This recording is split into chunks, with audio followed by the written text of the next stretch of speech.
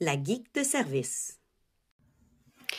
Avec un peu de retard, je vous présente les nouveautés Google de juin dernier à début octobre, je dirais. Je suis déjà en préparation des nouveautés Google de l'automne que je vais présenter à la CPGTIE. Je vous invite, si ça vous intrigue, qu'est-ce que c'est? On a justement un article à l'École branchée qui est sorti cette semaine sur la CPGTIE pour voir ce que c'est. Et lorsque j'aurai complété cette présentation-là, aux gens de la CPGTIE, je vais également la présenter dans notre groupe GEG Québec sur Facebook. GEG Québec, c'est un groupe de Google Educator Group. Ce sont des groupes qui ne sont pas produits par Google, mais par des Googlers comme moi finalement, mais qui sont dans un regroupement. Donc, on reçoit des informations et tout. On peut échanger avec d'autres gens qui gèrent des groupes. J'administre ce groupe avec 2 personnes extraordinaires que vous allez d'ailleurs entendre dans l'entrevue, Roxane Tremblay et Chantal Abran. Donc, ce que je vous propose, c'est l'enregistrement de ce live-là qui a été fait en octobre et ça va vous permettre de pouvoir l'entendre. Si vous voulez le voir et voir à l'écran et revoir le live, eh bien, je vous invite à rejoindre GEG Québec. En tapant ça dans Facebook, vous allez nous trouver. Cliquez sur rejoindre le groupe et on va vous accepter avec plaisir et vous pourrez alors avoir le visuel. Mais là, de cette façon-là, vous pouvez soit m'amener avec vous lors d'une marche ou une balade en voiture ou encore rejoindre le groupe et aller voir avec le visuel sur le groupe privé GEG Québec. Donc, sans plus tarder, je vous laisse écouter l'enregistrement d'octobre dernier des nouveautés Google de juin jusqu'à fin septembre, début octobre, je dirais, et je vous prépare le prochain dans quelques semaines.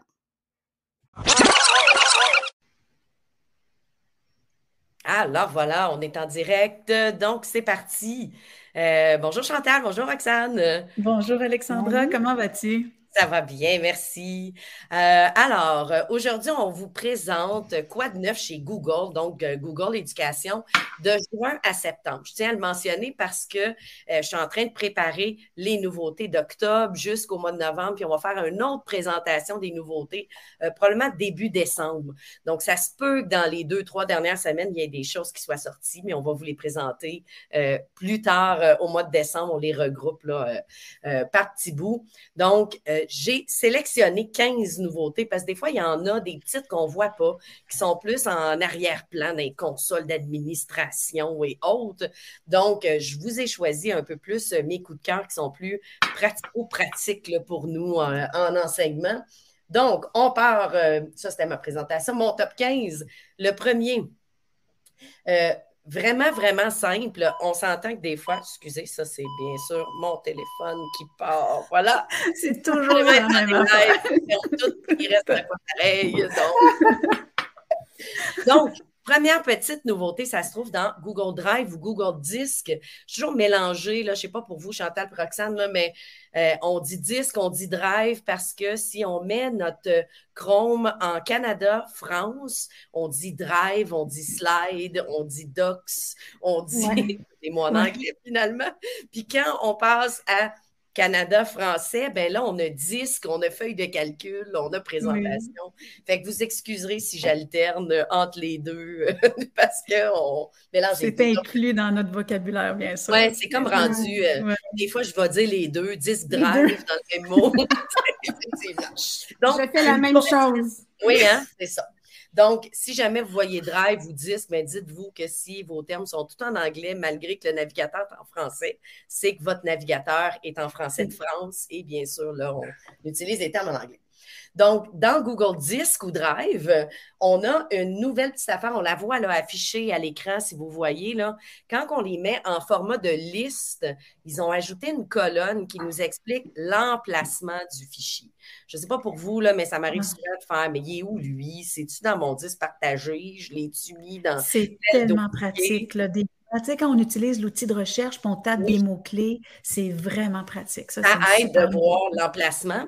Puis, on a aussi des informations qui étaient déjà là, qui peuvent être intéressantes à se rappeler, mais voir qui est le propriétaire. Là, dans mon exemple, c'est 3 documents pour lesquels je suis propriétaire, mais ça peut être intéressant de regarder aussi, si tu à Roxane, dont la propriété de ce document-là, pour ceux qui ont des changements, des fois, là, de centre de service, comme moi, je l'ai vécu, c'est bien de pouvoir aller voir qui était le propriétaire, pas perdre ses affaires. Donc, des fois, des petites nouveautés. Une autre nouveauté, c'est dans Google Documents. Ben, c'est une nouveauté, puis ça n'en est pas, c'est un ajout à quelque chose qui existait déjà. Quand on a des commentaires dans un document, on peut aller paramétrer les notifications qu'on va recevoir de ce document-là. On avait déjà la possibilité de recevoir tous les commentaires. Vous savez, quand on reçoit un courriel, là, puis qu'on a tous les commentaires, puis tout ce qui a été rajouté, puis modifié et tout, bien, des fois, on ne veut pas recevoir tout ça. Donc, vous pouvez aller l'enlever et venir mettre aucun. Sinon, une bonne astuce, c'est surtout avec les élèves, là, c'est de leur montrer à vous ajouter avec un A commercial, donc de vous mentionner dans les commentaires et de venir dire, je veux recevoir seulement quand on me mentionne. Fait que si j'ai donné un travail en équipe à mes élèves, ben tous leurs commentaires qui vont se faire entre eux autres sur le document, je ne recevrai pas un courriel à chaque fois pour m'aviser de ça. Mais s'ils font A commercial Chantal, bien là, Chantal va recevoir les notifications, va pouvoir aller voir ce commentaire-là et pour eux. Donc ça existait déjà, mais des fois, on oublie d'aller paramétrer ça. Là, on reçoit 1000 courriels de commentaires, puis on est tanné. Bien, allez paramétrer vos commentaires. Il faut le faire pour chacun des documents, ce qui fait qu'on peut décider ça vient si long. non, on le veut. Là. Ça ne s'applique pas à tous vos documents. L'autre petit... Vas-y, Chantal. J'allais dire la portion mentionnée, même oui, avec les élèves, mais avec les collègues aussi, quand on est nombreux, ça sauve un temps fou. Puis ça sauve aussi d'aller écrire un courriel en lui disant j'aimerais que tu corriges ou que tu ajustes. Mon Dieu, que ça sauve du temps, ça. Entre collègues, c'est formidable aussi. Absolument. Ce qu'ils ont rajouté qui était la nouveauté, parce que ça existait déjà, c'est peut-être quelque chose qu'on utilisait moins, mais qui existait, c'est cette deuxième section-là. Le contenu ajouté ou supprimé. Fait que vous avez travaillé dans un document, je l'ai envoyé à Roxane et tous ses collègues, puis là, il y a quelqu'un qui a tout supprimé, la page 2. Bien, je veux le savoir quand quelqu'un va avoir tout supprimé pour pouvoir retourner dans l'historique de révision parce qu'on se souvient qu'on n'a jamais tout perdu. Bien, on peut venir dire, je veux recevoir une notification la minute que quelqu'un va ajouter du contenu ou la minute que quelqu'un va supprimer du contenu. Donc, surtout si on collabore sur de quoi puis qu'on veut savoir quand est-ce que les gens ont travaillé ou supprimé des choses, bien, c'est une notification de plus. On disait des fois, c'est des nouveautés vraiment petites. On a parlé du A commercial pour mentionner dans les commentaires, mais c'est aussi un outil qui nous permet d'avoir accès à un paquet de choses dans un Google Doc. On fait le A commercial, puis là, on a une liste à l'infini de choses. Je peux mettre une liste numérotée, les dates, des calendriers et tout. Mais la nouveauté, c'est qu'on peut maintenant avoir des emojis. Donc, je commence à taper, par exemple, chien, et là, on me sort tous les emojis de chien que je peux ajouter dans mon document. Donc, le petit A commercial pour rapidement trouver des emojis. On avait 1000 façons de trouver des emojis, là, mais on s'entend que ça, c'est pratique, le petit A commercial aussi. C'est tellement inclus maintenant dans toutes nos conversations. C'est toujours inclus dans nos conversations maintenant, les émoticônes, tout le temps. C'est pratique, c'est le fun. Au lieu d'aller cliquer en haut puis d'aller sélectionner les caractères spéciaux, là, c'est comme rapide.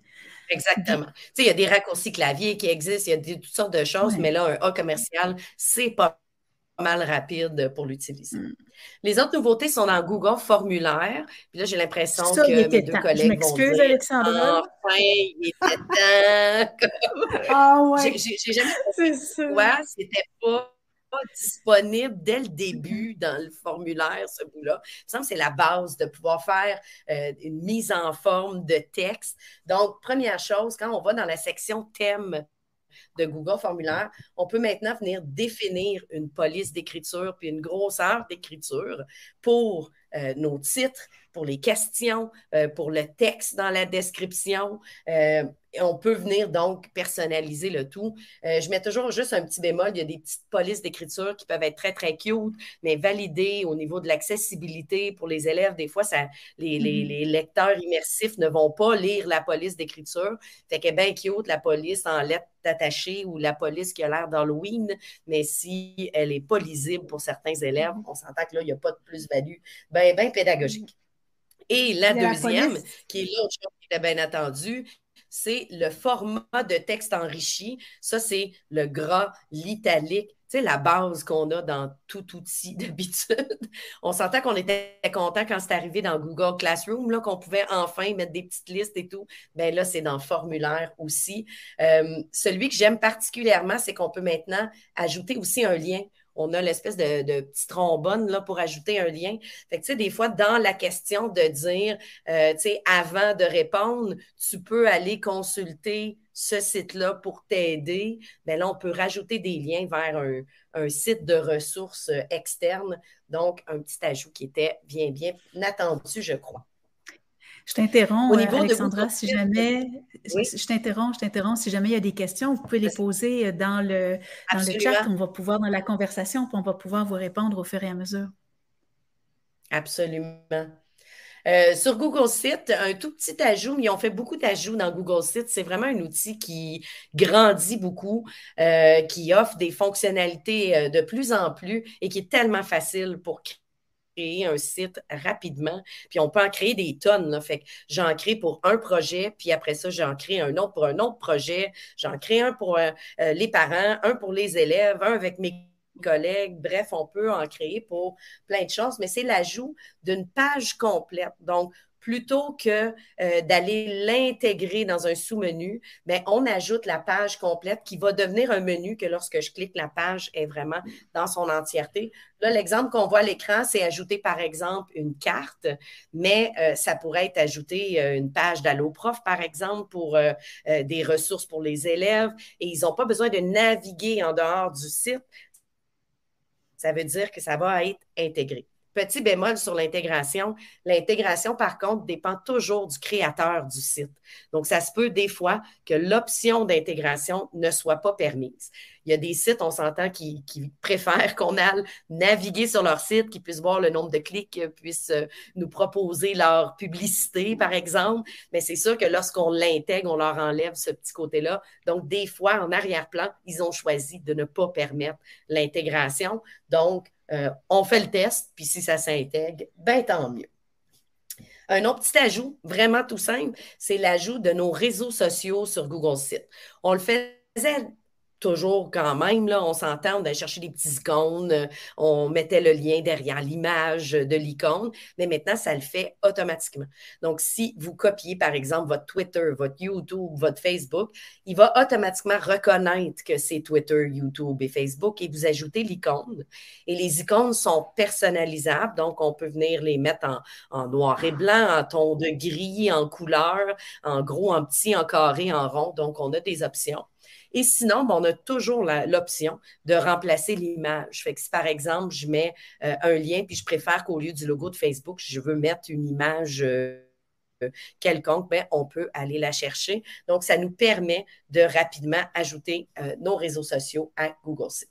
Très pratique pour nos sites où on veut faire valoriser, par exemple, notre groupe Facebook. C'est sûr. Dans Google Meet, je sais qu'on l'utilise peut-être un peu moins, mais quand même, ça reste un outil très pratique pour faire toutes sortes de rencontres. Je sais qu'en collègues, Chantal, Roxane et moi, on l'utilise régulièrement, puis on peut rencontrer des profs plus rapidement entre deux cloches, finalement, de cette façon-là. Eh bien, ils ont amélioré le fameux arrière-plan. On s'entend qu'on avait droit à des oreilles coupées, un drôle de découpage. Alors, vous me direz si vous avez vu une amélioration, mais lorsqu'on ajoute un arrière-plan, ils ont travaillé pour améliorer que ça découpe, on le voit un peu à l'écran, là, que ça découpe un peu mieux pour avoir droit à une meilleure image lorsqu'on utilise les arrière-plans, qui sont très pratiques quand on est dans des aires ouvertes ou qu'on n'a pas fait notre ménage. Donc, voilà. L'autre petit mode intéressant, c'est le mode d'incrustation d'images. Je déteste le terme, on dirait ça s'incruste, on dirait que ça n'a pas l'air positif. Oui, mais j'adore la fonction, c'est vraiment... Mais la fonction est vraiment utile. Donc, quand vous allez aller dans les 3 petits points, là, dans le menu 3 petits points en bas, vous allez avoir incrustation d'images. C'est pour ça que j'ai utilisé ce terme-là. Là, c'est vraiment le terme qui a été utilisé comme traduction. Et ça va permettre de réduire votre écran de Meet qui va vous suivre partout où vous allez aller par la suite. Fait que si, par exemple, on vient de vous parler d'un site web, vous voulez aller le voir, mais vous ne voulez pas perdre vos participants, vous voulez continuer de les voir à l'écran, bien, ça vous suit un peu partout. Il y a de ça de plus en plus dans une panoplie d'outils. Là, on peut voir ça dans YouTube aussi. Donc, ça permet de pouvoir travailler sur 2 choses en même temps. C'est ultra pratique si on a juste un écran. Là. De cette façon-là, on ne perd pas le tout. Puis après ça, c'est facile de retourner en plein écran aussi et de retrouver notre gang facilement. Une autre nouveauté dans Google Meet, c'est l'ajout de Miro. Je ne sais pas si vous connaissez l'outil, si vous l'avez déjà utilisé. C'est un outil de tableau blanc. On avait déjà Jamboard qui est un bel outil, peut-être plus simplet que Miro, parce que Miro permet là, encore plus, puis permet surtout beaucoup de modèles déjà faits pour toutes sortes de types d'organisations. Donc, dans Google Meet, vous allez pouvoir faire 2 choses, soit aller démarrer un Miro. Donc, je n'ai même pas de compte Miro, je ne me suis même pas connectée. J'en pars un, j'ai un beau tableau blanc avec les options de Miro, puis je le pars comme ça. Ou, si vous avez un compte Miro, vous avez préparé à l'avance un modèle, bien, vous allez pouvoir vous connecter à votre compte et aller chercher ce modèle-là pour que les participants puissent l'utiliser avec vous. Donc, un bel ajout. Je sais que Miro est un outil qui est beaucoup utilisé. Il y a beaucoup de directions d'école qui utilisent Miro, par exemple. Mais là, pourquoi pas explorer, voir les possibilités avec les élèves à travers Google Meet. Par contre, il va falloir demander, vous ne le verrez pas d'emblée, si vos gens de l'administration de votre console, d'habitude, c'est vos services informatiques, ne sont pas allés l'activer. Alors, il faut qu'ils passent dans Google Meet et qu'ils aillent cocher les utilisateurs peuvent utiliser le tableau blanc Miro avec Meet. Donc, si vous ne le voyez pas, ce n'est pas qu'il n'est pas arrivé encore parce que c'est vraiment là. Des fois, on attend quelques semaines avant des nouveautés, mais là, ça fait un petit temps qu'il est là. Mais si vous ne le voyez pas, c'est peut-être une petite demande à faire à vos administrateurs de console. Est-ce qu'on pourrait activer le tableau blanc Miro dans la console pour donner le droit aux gens de l'utiliser? Une autre nouveauté intéressante, c'est le streaming. Là, on est présentement en streaming, là, en diffusion, en direct avec un autre outil, mais c'est possible de le faire avec Google Meet.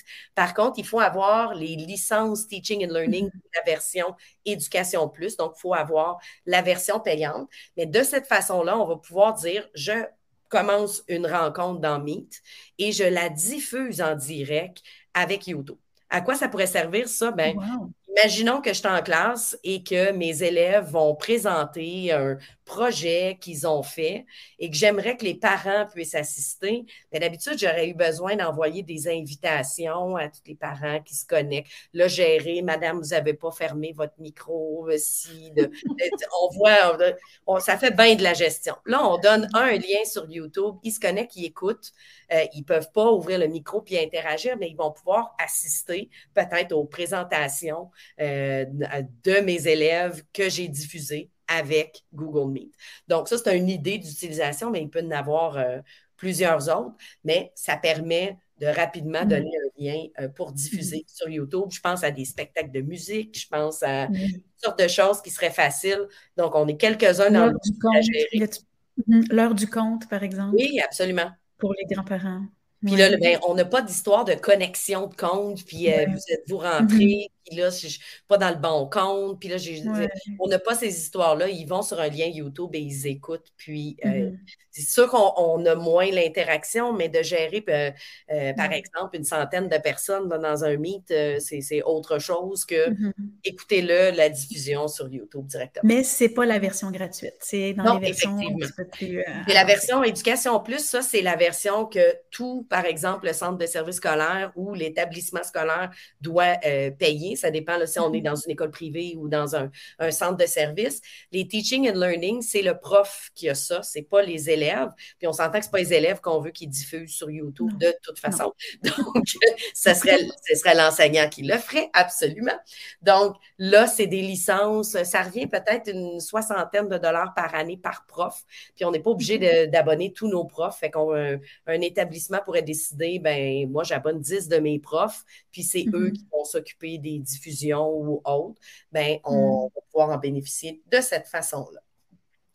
Dans Google Chat, moi, je l'utilise. Quelle bonne nouvelle! Mais je le sais qu'il y a beaucoup d'écoles que ce n'est pas ouvert encore, mais c'est un bel outil de communication entre collègues et tout. Ben maintenant, on peut effacer des espaces. Avant, on pouvait supprimer les participants, puis là, l'archiver, mais elle est encore là. Puis ça ou le rendre invisible. Hein? On pouvait le rendre invisible aussi, mais il était tout le temps là, ça polluait nos affaires. Là. C'est niaiseux comme fonction, mais il était temps qu'on puisse juste faire delete et qu'il ne soit plus là. Par contre, si vous faites delete, en passant, vous effacez aussi les échanges et tout. Fait que, tu sais, il faut réfléchir à est-ce que vraiment je veux l'effacer parce que ça nous est arrivé, hein, Chantal, on a créé des groupes par erreur, puis on en crée un deuxième parce qu'on n'a pas mis bon paramètre, puis là, on en a deux du même nom, puis on veut l'effacer. Ça, c'est correct d'effacer. Si vous avez beaucoup vous voulez garder des traces, par exemple, des échanges, bien là, l'option d'archiver est bien meilleure pour pouvoir retourner, voir les documents qui avaient été partagés et tout. Fait que c'est à vous de voir, mais c'est disponible maintenant d'effacer. Et l'autre petite nouveauté, c'est que les espaces de Google Chat passent de 400 participants à 8000 participants. 8000 dans la même conversation? Oui. Oh, bon, je ne sais pas comment on gère ça, la modération, tout ça. Moi, je ne suis pas sûre que je me lancerai là-dedans. Moi non plus. Mais, on s'entend que ça veut dire qu'une école secondaire, par exemple, qui aurait 800 élèves, pourrait dire j'ai un espace où il y a un échange avec tout le monde. Bon, pas sûr.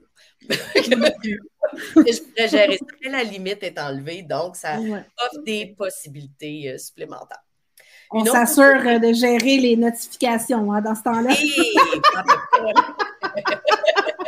Parce que sinon, et de mettre le chat en mode conversation aussi. Je ne sais pas si vous voyez ce que je veux dire, mais il y a deux modes dans Google Chat. On peut le mettre comme vraiment un fil de commentaires, tout pêle-mêle, et on peut le mettre par conversation, par bloc. Plus vous êtes de personnes, allez le mettre par bloc parce que de cette façon-là, on peut répondre sur le sujet de conversation. Souvent, les groupes, ça ne change pas après. Hein, fait que il faut vraiment y penser dès le départ de le créer comme ça. Mais c'est beaucoup plus facile à suivre de retourner en arrière que de défiler dans la conversation pour retrouver. Mais utilisez la loupe de l'engin de recherche hein, parce qu'il est assez puissant pour retrouver qui a dit quoi puis, et le tout. Des nouveautés dans Google Classroom, encore une fois, c'est une nouveauté qui est avec les licences Teaching and Learning, donc par enseignant, ou avec la version Éducation Plus, donc disponible à tout le monde. Ce sont les modules complémentaires, en anglais, ils appellent les add-ons dans Google Classroom, qui permettent rapidement de créer une tâche pour les élèves dans Kahoot, dans Edpuzzle, on en remarque une couple qu'on connaît là-dedans. Il y a Book Widgets qui est vraiment à découvrir en passant, qui est tout disponible en français malgré le nom anglais, là, qui est intéressant pour créer des activités interactives.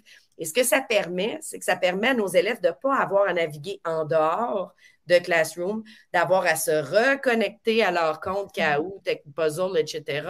pour réaliser l'activité. Ils restent dans la même page et tout s'embrique ensemble. Donc, plus facile pour les élèves, plus facile pour nous aussi, pour la création rapidement. On ne va pas créer dans un autre site, puis là, on ramène, on assigne directement dans un endroit. C'est vraiment génial. Puis la connexion, les enjeux pour les tout petits, là, c'est vraiment compliqué. Là, quand effectivement, puis je dirais même des fois pour les plus grands aussi. Puis tu sais, quand on a juste un écran, puis là, je suis dans quel onglet, puis là, j'ai fermé, il ne fallait pas que je ferme, puis c'est bien quand tout est dans un seul endroit, puis que ça nous facilite la vie. On a la liste là, à l'écran de tous les modules, mais j'ai comme une impression que c'est quelque chose qui va grandir aussi, là. Je ne tiens pas ça d'aucune source, là, mais on voit les belles possibilités. Encore une fois, si jamais vous avez les licences ou vous avez Éducation Plus, il y a une petite action à faire du côté de la gestion de la console puis de vos services informatiques. Donc, si vous ne le voyez pas, c'est soit que ce n'est pas activé ou que vous n'avez pas la version Éducation Plus, la version Teaching and Learning de votre côté. Donc, il va falloir que les modules soient approuvés là, par les services informatiques pour que ça fonctionne. Le calendrier de rendez-vous de Google Agenda est vraiment super. Il est arrivé l'année passée. C'est un outil très facile à utiliser pour envoyer là, aux parents des possibilités de rencontres individuelles. C'est vraiment très, très simple à utiliser. Et ils ont ajouté la possibilité de pouvoir l'ajouter directement sur un site. Fait que vous vous êtes fait un Google Site pour vos parents, par exemple, bien, vous allez pouvoir intégrer la page de rendez-vous. Donc, on évite des clics encore, un peu comme tantôt avec nos élèves. Bien, la page va être directement dans la page. Sinon, il y a la possibilité d'ajouter un petit bouton « Prendre rendez-vous avec moi » et de pouvoir ajouter ça rapidement. Donc, ça permet de partager notre calendrier de réservation là, de façon... Au lieu d'envoyer le lien par courriel aux parents pour qu'ils puissent s'inscrire, on met ça sur le site de classe. Merveilleux. Puis là, ben, les parents, ils n'ont pas à naviguer en dehors. Et vous savez, ils n'ont pas besoin de connexion. Ce n'est pas une obligation d'avoir un compte Google pour prendre rendez-vous, là.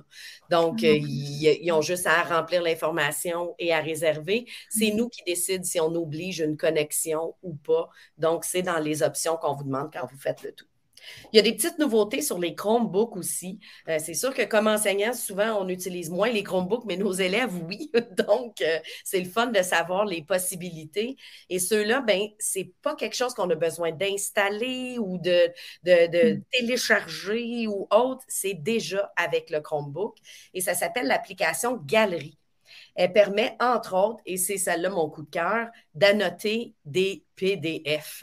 Donc, dès qu'il ouvre un PDF, ça ouvre dans la galerie. Et là, vous le voyez à mon écran, là, j'ai des options avec un surligneur, avec un crayon, des couleurs. Je ne veux pas 100 000 options, mais j'ai ce que j'ai besoin pour annoter un texte, pour encercler des choses, pour signer des documents aussi. Donc, quand on a un Chromebook qui est tactile, avec un écran tactile, on peut le faire avec le doigt. On peut le faire, absolument. Merveilleux. Absolument. Et si on a un Chromebook pas tactile, mais on peut quand même surligner des choses, sauf que ma signature va être plus boiteuse, mais on peut quand même surligner puis encercler un peu, puis pour donner de la rétroaction ou annoter rapidement. C'est vraiment intéressant. On a la même chose et les mêmes outils pour annoter des images. Donc, pour aller modifier une capture d'écran, par exemple, ou une image, de venir donner une rétroaction, d'annoter et tout. Il y a des petites options de modification d'image. Là, on n'est pas dans Photoshop, là, on s'entend. On peut redimensionner, venir recadrer, on peut venir juste sélectionner une portion, mais on n'a pas besoin, si c'est quelque chose de simple pour modifier une image, d'un autre outil que celui qui est déjà disponible. Et il y a un lecteur vidéo et audio intégré. Donc, on n'a pas besoin, si on a un fichier, il va ouvrir par défaut. On écoute un balado, par exemple, puis on a envoyé le fichier vraiment local, bien, il va s'ouvrir là-dedans. Bien sûr, un Chromebook, il y a 1000 applications en ligne qu'on peut utiliser, mais pour aller rapidement ouvrir des fichiers, l'application Galerie est vraiment géniale. Et je termine avec Chrome OS Flex, qui est la possibilité de transformer vos vieux PC ou vos vieux Mac. Il faut faire attention d'aller voir les modèles qui sont compatibles, par contre. Mais même certains modèles qui ne sont pas sur la liste, ça fonctionne quand même. C'est de l'essai-erreur, mais à voir si vous voulez vous lancer. Mais s'il est dans la liste, il est transformable. Fait que vous avez un ordinateur PC à la maison qui est lent, ça ne marche plus du tout, qui est vieux. Bien, on le transforme en Chromebook. Ça permet de lui donner une deuxième vie pendant un bout de temps, puis de changer le système d'exploitation qui est beaucoup moins gourmand, on s'entend, fait que c'est pour ça que ça peut fonctionner sur un plus vieil appareil. Alexandra, est-ce que la démarche est assez simple? Ça prend-tu des grandes connaissances pour être capable de faire ça? Pour l'avoir essayé moi-même, mais je ne suis pas une technicienne, même si je me débrouille quand même un peu. Ça a pris 15-20 minutes à suivre les instructions. Puis, pas 15-20 minutes d'instruction, 15-20 minutes parce qu'il a fallu laisser le temps de charger le tout. Il faut un deuxième appareil sur lequel on va télécharger le programme en question. Donc, on le télécharge sur une clé USB, puis après ça, on le met dans le vieil appareil, puis on suit les instructions à l'écran, tout simplement. En 20 minutes, j'avais un vieux Mac qui est devenu un Chromebook et qui fonctionne très bien. Donc, oui, on a Yannick qui est avec nous, qui nous dit... Oui. Qui nous dit ça transforme effectivement un vieux PC en Chromebook efficace. Ma fille a retrouvé le sourire. Moi, je vous dirais que j'aimerais ça traîner ma clé USB puis transformer celui à ma mère puis mon père sans qu'ils le sachent.